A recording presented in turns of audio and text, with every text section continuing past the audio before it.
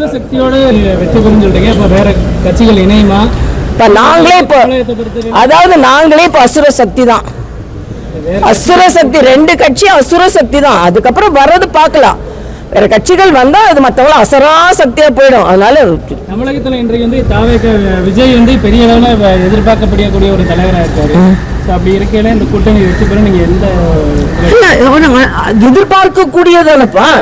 நாங்க எதிர்த்து பல மாநிலங்கள்ல போட்டி 21 மாநிலங்கள்ல வெற்றி பெற்று ஆட்சி செய்து கொண்டிருக்கின்ற கூட்டணி தம்பி. அது எதிர்பார்க்கிற ஒரு பர்சன்டேஜ் வச்சுக்கிட்டு அனுமானங்களின் அடிப்படையில் நீங்கள் சொல்கிறீர்கள் ஒரு தம்பி வந்து பலமா இருக்காருன்னு. நாங்க அனுபவங்களின் அடிப்படையில், நாங்கள் ஆட்சியின் அடிப்படையில் நாங்க பலமா இருக்கோம்னு சொல்றோம். சதவீதத்தின் அடிப்படையில் நாங்க பலமா இருக்கோம்னு சொல்றோம். நாங்க தனியாவே 11%, கூட்டணியில 18%, அதிமுக ஏற்கனவே எல்லாம் சேர்த்து 35%, திமுகவுக்கு எங்களுக்கு 1-2% தான் டிஃபரன்ஸ். ஆக இதுல தவறு அனுமானத்துல நீங்க சொல்லிட்டே இருக்கீங்க. நாங்க அனுபவத்துல நாங்க பலமா இருக்கோம்னு சொல்றோம். அனுபவத்துல பலமா இருக்கிறவோட அனுமானத்துல பலமா இருந்தவர் வந்தா நல்லது, வரலன்னா எங்களுக்கு ஒன்றும் பிரச்சனை இல்லை, அவருக்கு தான் கெடுதல் நான் சொல்றேன். கூட்டு முயற்சி இருக்கணும். ஆனா நான் கேட்கிற முதலமைச்சர்கிட்ட போதையின் பாதையில் செல்லாதீர்கள் அப்படின்னு சொல்லிட்டு வீடியோ போட்டீங்க. டாஸ்மாக கண்ட்ரோல் பண்றதுக்கோ குறைப்பதற்கோ என்ன நடவடிக்கை எடுத்தீங்க?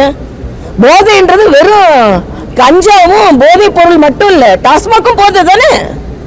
அந்த போதையோட இன்ஃபுளுன்ஸ்ல தான் இன்னைக்கு இவ்வளவு நடக்குது. என்ன செஞ்சீங்க டாஸ்மாக குறைக்கிறதுக்கு? அப்ப ஒரு பக்கம் டாஸ்மாக் போயிட்டு இருக்கோம், 10 ரூபா பாட்டிலுக்கு நான் வாங்கிட்டு இருப்பேன், 1000 கோடி ஊழல் பண்ணுவேன். ஆனா போதைக்கு எதிராக போதையின் பாதையில் செல்லாமல் வீடியோ போடுவேன். வைகோ அவர்கள் நடைபயணத்தை போய் நான் துவக்கி வைப்பேன். ஆனா போதை பாதை நடந்து கொண்டேதான் இருக்கும். இதுதான். அதனால முரண்பாடுகளின் மொத்த உருவம் தான் திராவிட மாடல் அரசு.